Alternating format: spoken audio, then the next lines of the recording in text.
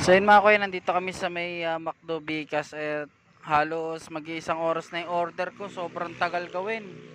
Yung ibang mga rider, kinancel na nila yung order nila kasi nga sa sobrang tagal gawin na itong McDo Bicas. Galit na yung customer natin mga kuya eh. Pinapa-cancel na nga nung isa eh. Sayang lang kasi inantay natin.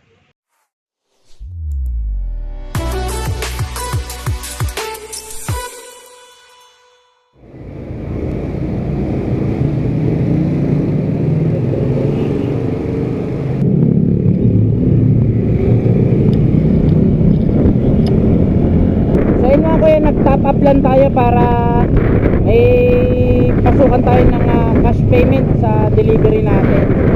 Baba tayo ng bigas mga kuya sa Jollibee. Kakadating lang natin mga kuya, pinasukan kagad tayo ng booking.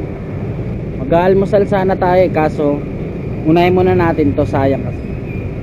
Unang 5 booking natin mga kuya, puro drop lang makikita nyo. Yun ang aga masyado. Hindi nga. Puyat to. Aga masyado, 5:30. Oh, tapos pinasukan ka agad. Unfair yun. Unfair yun mga kuya. Galit ako sa kanya. Hindi kasi nagsasabing 5:30 siya papasok. Bigas.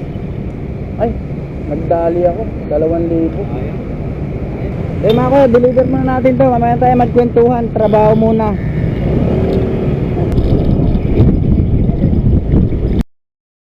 Nasa screen nyo mga kuya yung yung pin location. Pero tignan mo yung itsura ng lugar. Ayan o, dito nakapin mga kuya. Ayan, nakita nyo ba?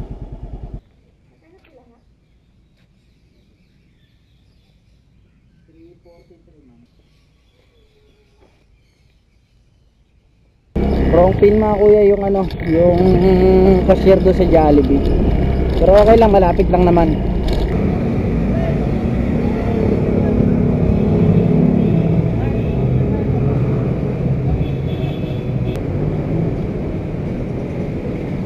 Ganun dapat yung mga customer mga kuya, sinasalubong nyo yung mga rider nyo. Eh, halatang nakaantabay si sir sa delivery niya eh, no?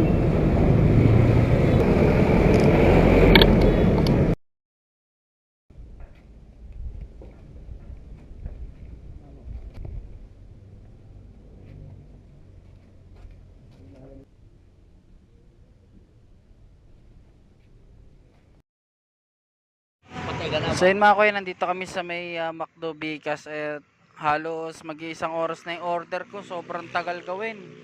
Yung ibang mga rider, kinancel na nila yung order nila kasi nga sa sobrang tagal gawin na itong McDo Bicas. Ayun, ang daming rider na mga nag-aabang dito. Dun sa loob maraming rider, kaya waiting lang tayo.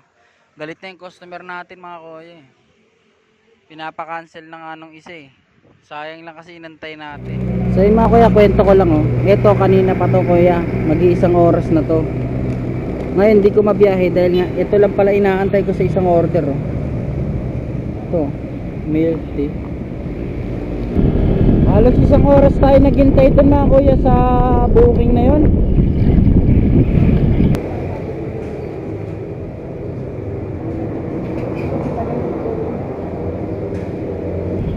Isa rito lang mga kuya sa may hospital, Camarin Doctor.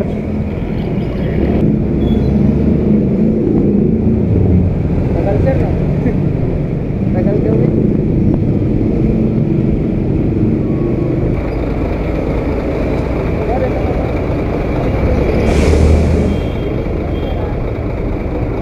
All goods.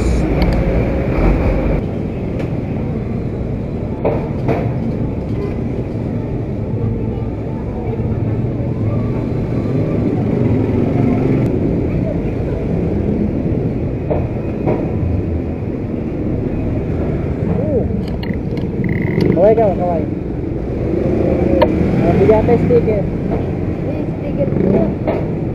Sticker. Kaso isa na lang yata ito.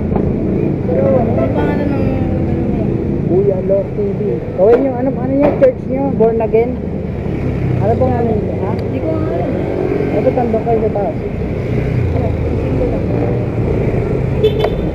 Kala ka, ha? Yo, loan na Sana lang yan, hati na lang kayo sa gitna.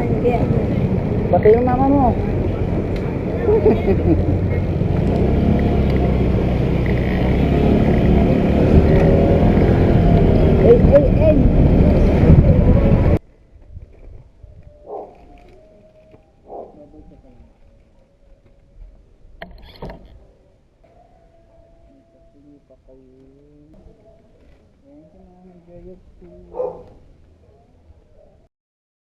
Ay.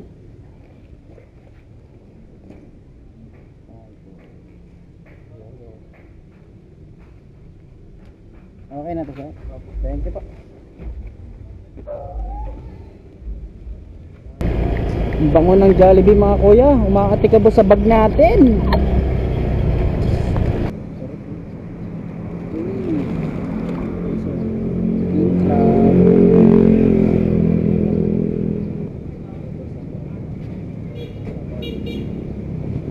Nakita ko kasi nasa 3,000 mahigit. Tapos yung binigay sa atin nasa 3,000 na kaya yun mga kuya.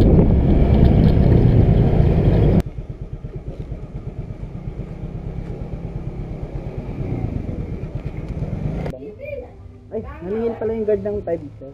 Pa? Ng Ano 5 nilin pesos. ng 5 pesos? Dati hindi eh. Oo nga eh. Walang pamilya kasi. Kailangan nila yun.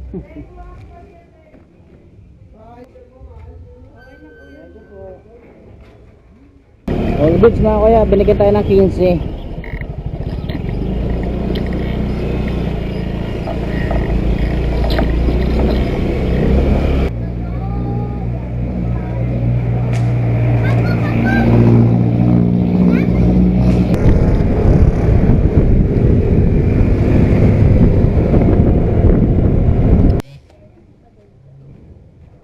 Charlie.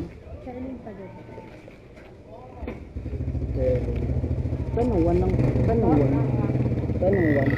One. Di ba may 2? Sterling 2. Doon po. Dire-diretso niyo po Ah, yan. may meron pa doon. Okay na po. Okay na yan. Thank you.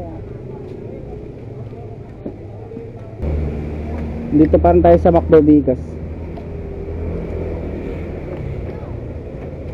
Pick up tayo rito.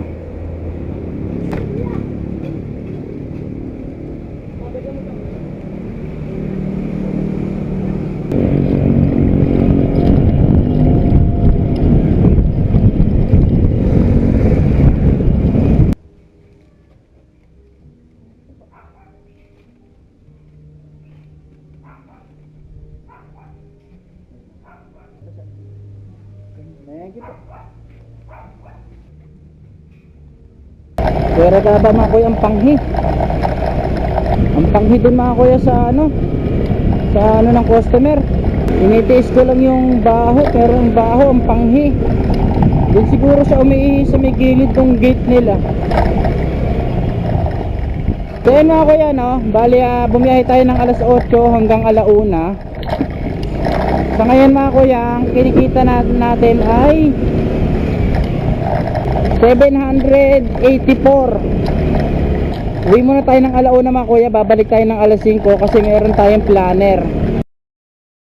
So yun mga kuya, bali 8 to 1 ang biyahe namin. Uwi muna kami ni Quezon kasi babalik kami ng alas 5, may planner kami. Ako 5 to 8 lang, siya 5 to 12 ng madaling araw. Ganong kalakas yung rider na yan. Ayun mga kuya, sa tingin ko hanggang dito na lang, no? Maraming salamat sa mga nanonood.